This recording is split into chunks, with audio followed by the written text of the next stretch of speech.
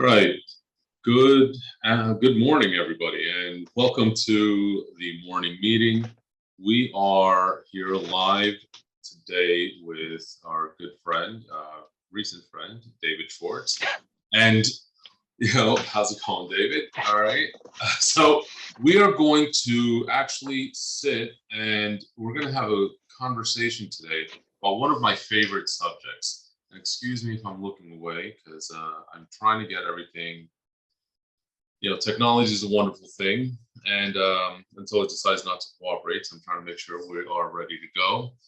So, one of my favorite topics: how do you scale your business? So, scale versus growth. So, the way I usually like to describe this is when you're growing a business, you're increasing output, and then you're taking resources that are needed in order to support that output. Versus scaling your business is where you're increasing output but really don't need more resources. And one of the best ways to be able to do this is through automations. Now, we're not talking about streamlining your Facebook ad space or all of this other wonderful marketing stuff. We're talking about systematic operations and utilizing technology to increase your profits, increase your revenue, and reduce your need for staff like caregivers. All right. So, I'm not really an expert on this. I definitely know that it has its benefits. And this is why today we are sitting and we're going to talk with David. And, rather than just go on, David, just tell us a little bit about you and tell us a little bit about what you do, what's your background, and why are we so fortunate to have you here to talk about this amazing subject today? Absolutely. So thank you again very much for having me. Again, I'm Dave. And so to give you a little bit of my background, so I have been in electronic life safety industry for now going on 13, 14 years. I've worked in a few different capacities. I've worked for medical alert companies. I've worked for telehealth companies. I've worked for monitoring centers. I've worked in commercial security.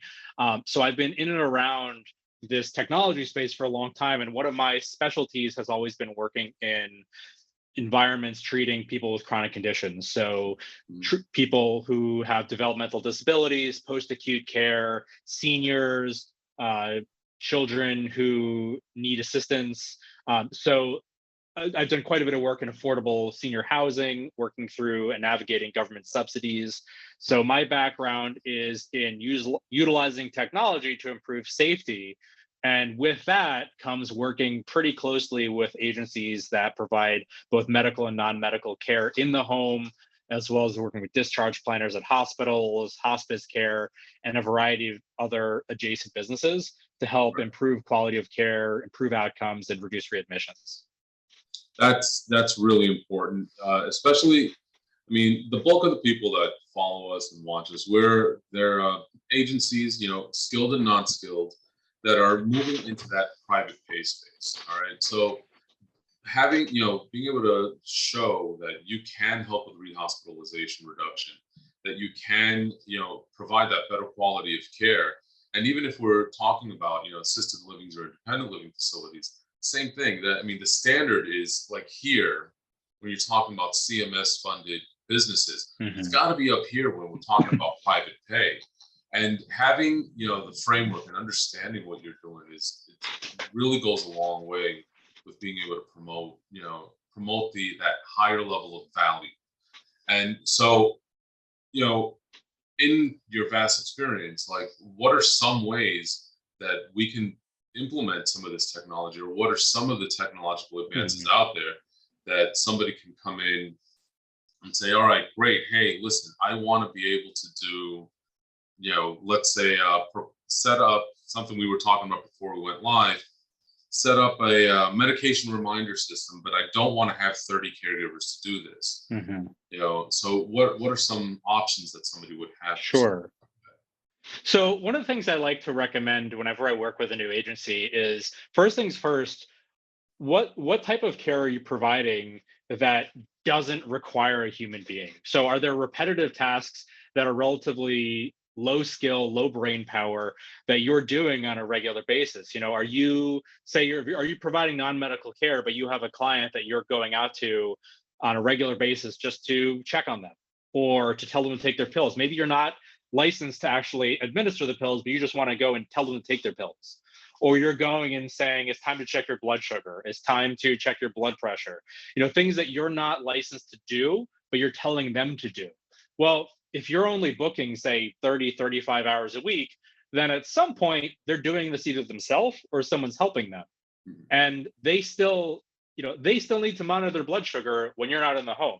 And clearly, if you're only there 30, 35 hours a week, they figured out some way to do that. So tasks like this, I like to lean towards technology and see, number one, is there a way that you can better utilize the time that you're on site? When you're in the home, are there higher skilled activities that you can be performing with that client to improve the value of your service? And also use your time more efficiently, where maybe you have an opportunity to either generate revenue or improve the relationship with that client when you're not there. So, a lot of people, when they hear technology in the home, they first immediately lean toward, they hear medical alert. That's what they think about. Right. But that's not necessarily what I'm talking about. I think medical alerts absolutely serve a purpose, but that's not really where I go first. And you brought up an excellent point, which is medication. Now, we all know that one of the biggest reasons that people are readmitted to the hospital or admitted initially is because of a medication adherence issue. They miss a pill, they take the wrong pill, they take too many pills. So, especially if you're providing non-medical care, you might be able to go into the home and say, Julio, it's time to take your pills. Right. But that's pretty much it. Right. So what makes sense is looking at what technology is out there that can help assist with that. If you have a client who's more independent, maybe all they need is a phone call or an automation, a reminder on site saying, Julio, it's time to take your pills. Right. Maybe they need a next level telling them what pills to take and when. If they're homebound, maybe a medication dispenser makes sense, where you actually have a controlled system that determines exactly what to take, when, and how much, that can actually say, here's all you're taking and here's all you're allowed to take. Right. But navigating what's appropriate is not always that simple. So one of the services that I provide is helping to kind of navigate those waters and see, based on the level of care you're providing, what makes sense.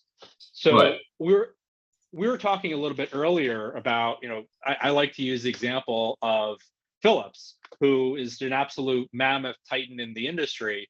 And, you could argue either way, whether they grew through acquisition or organically, but everybody knew Philips. 10 years ago, if you had any sort of telehealth or medical alert program, you were probably using Philips.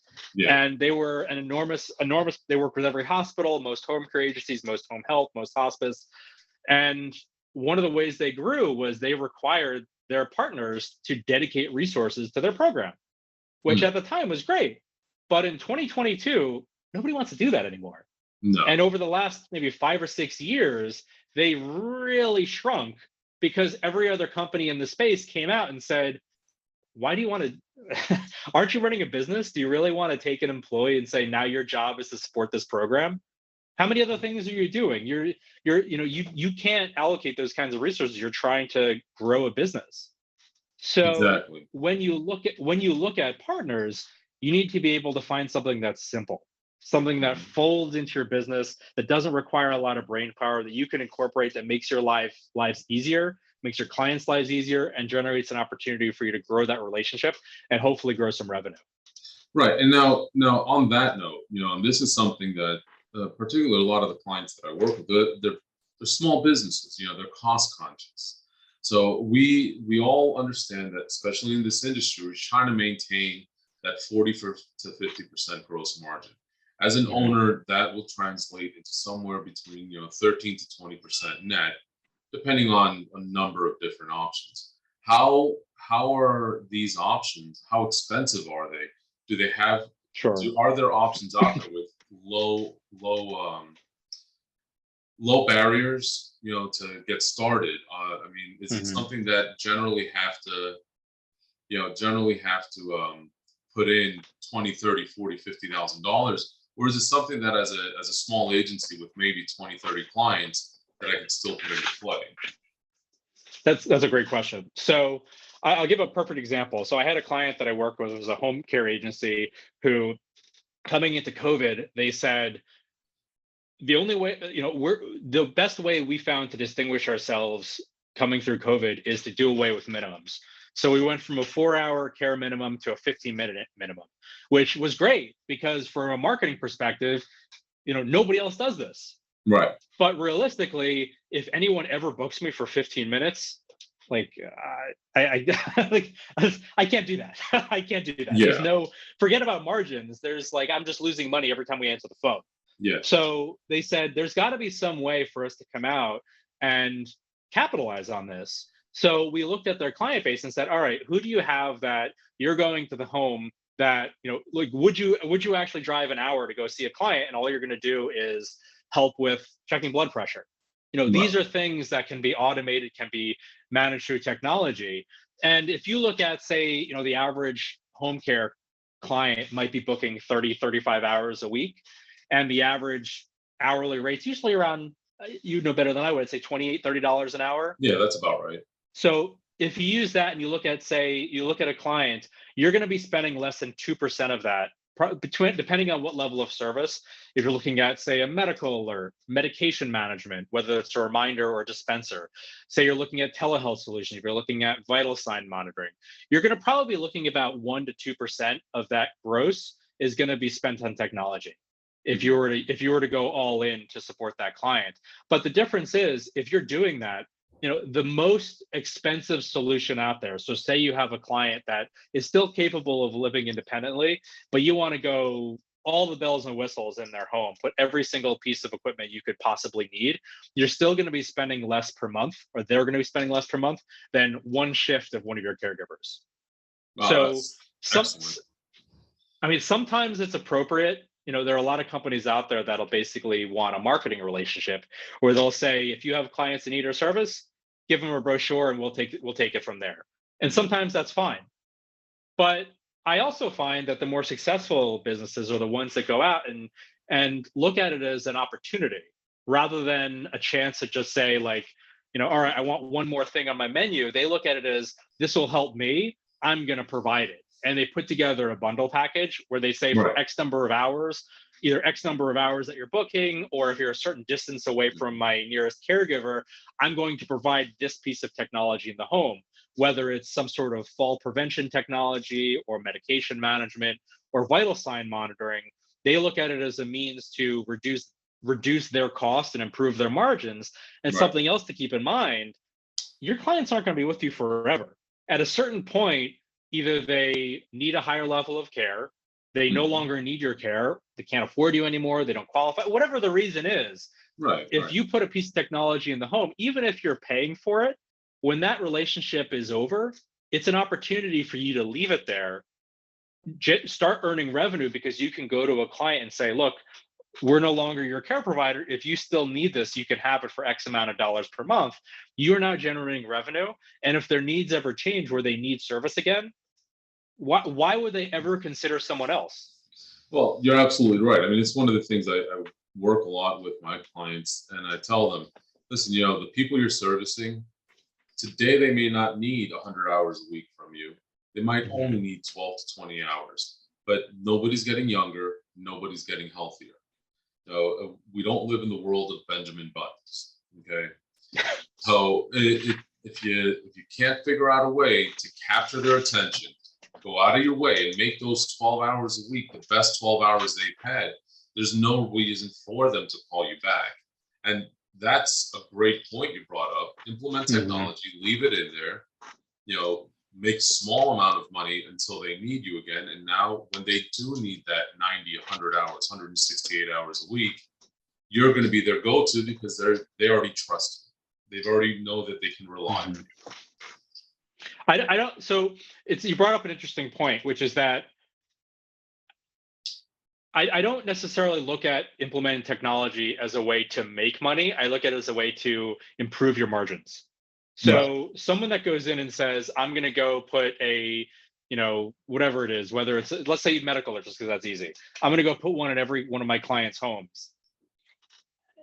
It's not really, this is not a means to double your business overnight and blow up your territory. No. But But if you look at this as a way that, look, the cost of paying my employees is expensive. The Yes. number of visits I'm making is racking up. I want to be providing a higher level of care. I don't want to keep sending an employee out for things that I really can't bill for. This is a way for you to provide round the clock care without providing round the clock care. I mean, No, yeah, I it's understand. Yeah, and that's kind of where my point comes in. See, one of the big things that I particularly focus on is the overall strategy of your business, where, Mhm. with the marketing piece, with the recruitment piece, with your operational piece, and it's all geared towards the same purpose. Where can we justify either the price point we currently have or extending services out when the client needs it? So if you have a way to monitor your clients, like what you were just saying, whether it be through a reminder system, a life alert system, Mhm. or whatever, it could be something as simple as remote patient monitoring with a tablet. All right. Whatever it is that you have there that gives you that access, that's how you're going to grow your business. And yes, the reality is you're not charging specifically for that to make money. Mhm. But if I can justify using me as a service provider, as opposed to, hiring random Jane down the street that'll do it for $15, $18 an hour off the books, that is where you grow your business. That Mhm. reputation, that trust, that ability to provide the value to the client that becomes never ending. Yeah. I mean, uh, you yeah, I'd also like to say, so like another example, you brought up a great point, which is, if there's a way to kind of streamline. So like I had a client who provided in-home care to a senior living community. They were Mm, contracted to go out and service. It was a CCRC, so they had varying levels of care. And they mhm. would literally pay nurses to go knock on something like 150 doors every single morning, literally for the purpose of just saying, we want to make sure Mrs. Smith made it through the night. Right. Which Well, it's really, all right, did she make it through the night? Did she get out of bed? Are we concerned about Mrs. Smith just spending all day in bed? Is she well today? What have mhm. you? Basically just checking, just doing a wellness check. Right. And 150 doors every single day. That's a Mhm. tremendous amount of man hours. Yes. Well, we went in and I don't remember what the cost was, but for not hundreds of dollars, thousands of dollars, for dollars, we automated that, where we had the ability that every day the residents would get a notification to check in, and all they had to simply do is press a button and say, "I'm out of bed." Mhm. It was specifically positioned that they couldn't reach it from their bedroom, that to get out of bed and check in. And if they didn't by a certain time, they'd get a phone call saying, "Julio, Mhm. I just want to make sure you're doing okay this morning." If by a certain time they neither checked in or answered the phone, their name would show up on a list for the nursing team. And they would say, "All right, here's our dashboard. Here are the patients that we have to take care of today. Here are the ones that we need to monitor blood sugar. Here are the ones we need to monitor blood pressure. Here's the medications we're keeping track of. And here's everybody that checked in today. And here's everybody that didn't."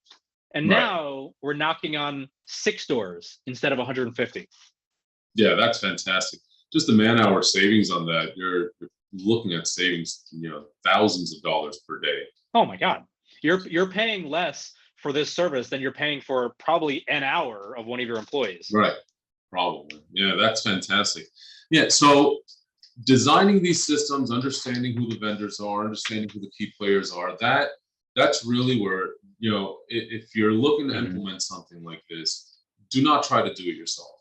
It's one of those things. I'm sure you can find all sorts of, because I hear it all the time. Oh, you can find all of this online. You can, but you're not going to understand the technology. You're not going to understand the benefit. You're not going to have a custom designed system for your agency or for your building. Mhm. And I got to tell you, I've been doing this for 30 years, and Dave is one of a handful of people I've ever met that design systems like this. So it really becomes a value overall if you want to understand how to implement this into, like I said, regardless whether it's your home care, your home health agency, your hospice company, your independent living, assisted living, or any other type of facility. And so we suggest, definitely find a pro. Hell, if you try calling me, I'm going to just direct you to him anyway, because this is a little bit beyond my scope of understanding. I understand how technology comes into play, but that's definitely not to the extent that the years of experience of working with this hands-on will bring you. And so, thank you so much, Dave. We really appreciate you coming on. Now, our big question is, and we like to definitely add this on at the end. So if somebody were to just completely lose their mind and try to set something like this up, what are 2 tips that you would give them if they really wanted to attempt to do this on their own? So just like any of your viewers, they're going out and they're building a business, trying to develop a reputation and build a brand. If you have a client who just says, all right, I need, let's say, home care for mom. Mm-hmm. And they go onto Google and they say home care in Wichita, whatever. Oh, Wichita, Yeah. Wichita, Kansas. Yeah. The results that they're going to get are not necessarily who's the best in Wichita, Kansas. The results they're going to get are who's spending the most on digital advertising. Right. So you might be the absolute best possible provider in Wichita, Kansas, but if you're not spending enough on Google, they may not find you. Well, the same is true in this space. So if I go out and I say, you know what, I think I want to look into medication management for my clients, and you go on Google and you type in medication dispensers, your results are going to be who's spending the most on Google. Your results are not going to be who's the best fit for my client. Right. Which is why I like to really navigate, because there are a lot of companies using the same technology, but they may give you different answers on their capabilities. There are a lot of companies who have proprietary technology that may not be around in a year. Right. So what I like to say is you really need to do your due diligence. And I would never just choose someone based on being the first result on Google. I would also never just go with the first vendor that I talk to just because I get a friendly person on the other end of the line. You really want to talk to a few different companies, and not necessarily just based on search results. You want to talk to references. And I gave the example earlier of the way Philips went to market back in the early 2000s. You need something that's simple. You need someone who understands that you're running a business and is not expecting you to transform your business to support their business. You need something that folds in easy, that your staff can handle, doesn't require a lot of training. And on the other end, your clients need to be able to use it. If it's complicated for them, they're not going to use it. Right. Those are excellent tips. Definitely something that this is not to think apart.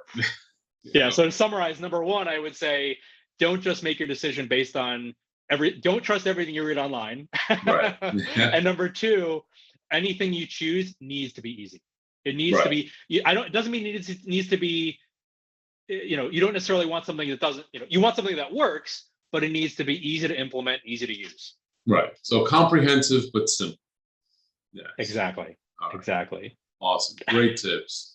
Well, thank you again for coming on. If anybody is looking to get a hold of Dave, all his contact information is either in the description box if you're watching this live on Facebook, or if you're watching the replay on YouTube, it'll definitely all be there in the show notes. Same if you're just listening to the audio of this on our podcast.